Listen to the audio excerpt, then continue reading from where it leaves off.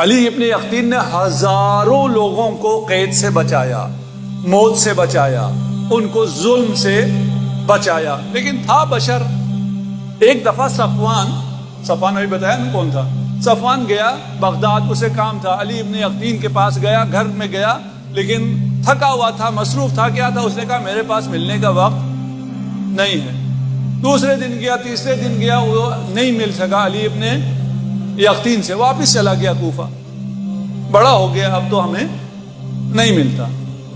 آپ میں سے جس کی بھی ترقی ہو جاتی ہے پھر آپ غریبوں سے ملنا چھوڑ دیتے ہیں، یہ نہ کیجیے۔ اگر آج یہ مجلس سمجھ میں آ رہی ہے اور امام سے ضمانت چاہتے ہو تو خدا را یہ کام نہ کیجیے، اتنے بڑے نہ ہو جائیں کہ آپ کو امام کا خیال نہ رہے، امام کے حکم کا، امام کی ضمانت کا خیال نہ رہے، اتنے بڑے کبھی بھی نہ ہونا، نہیں تو بہت چھوٹے ہو جاؤ گے۔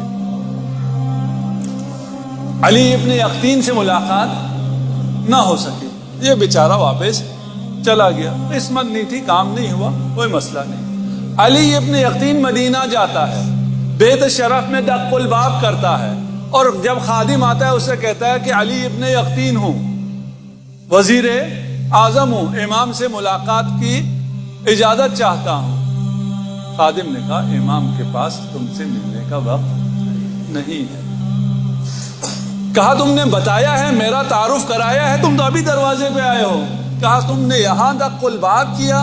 وہاں امام نے فرمایا خادم سے جاؤ اور کہہ دو علی ابن یقطین سے جیسے اس کے پاس صفوان سے ملنے کا وقت نہیں تھا، اسی طرح ہمارے پاس تجھ سے ملنے کا وقت نہیں ہے۔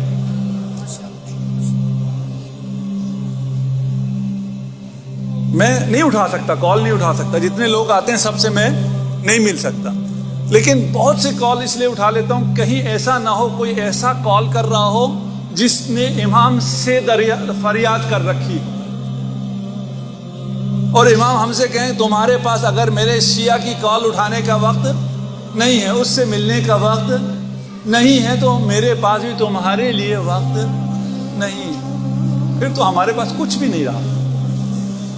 اگر امام کی دعا نہ رہی، امام کی ضمانت نہ رہی تو امام ضامن آپ جتنے مرضی باندھ لیں۔ امام کی ضمانت کس میں ہے؟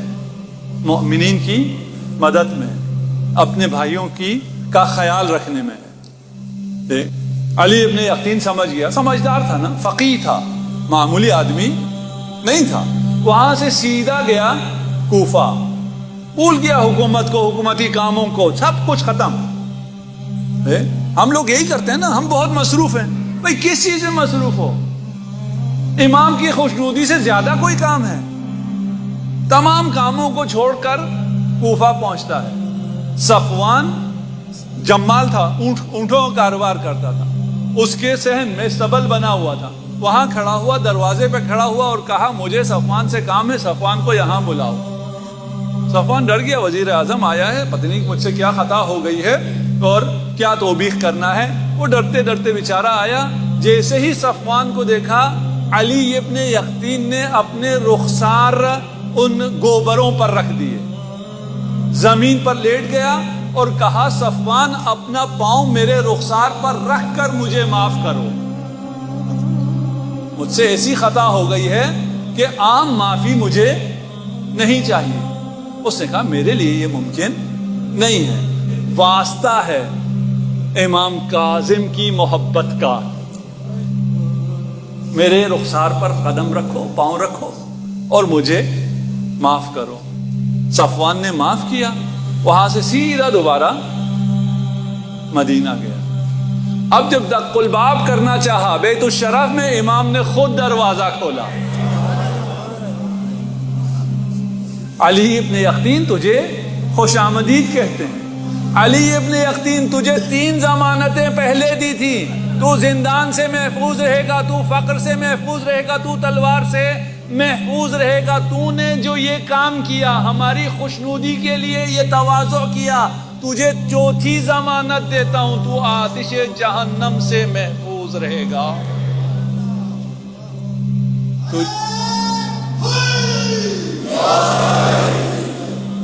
تجھے جنت کی بشارت ہے۔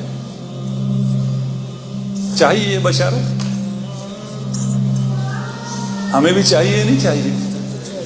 ہمارے زمانے کا کوئی امام ہے یا نہیں ہے؟ امام ہے، وہ بھی ضمانت دے سکتا ہے یا نہیں دے سکتا؟ وہ بھی ضمانت دے سکتا ہے۔ اس کو تمہیں جنت کی ضمانت دینے کے لیے امام تیار ہیں، تمہیں جہنم کی آتش سے نجات کی ضمانت کے لیے امام تیار ہیں، تم سے ایک ضمانت چاہیے، میرے شیعوں کا خیال کر لو۔ کیا ناراضگی؟ کس بات کی ناراضگی؟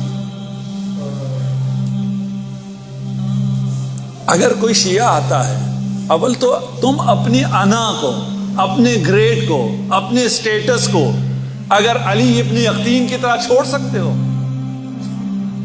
ایک وزیر اعظم کو اس طرح معافی مانگنا معمولی ہے؟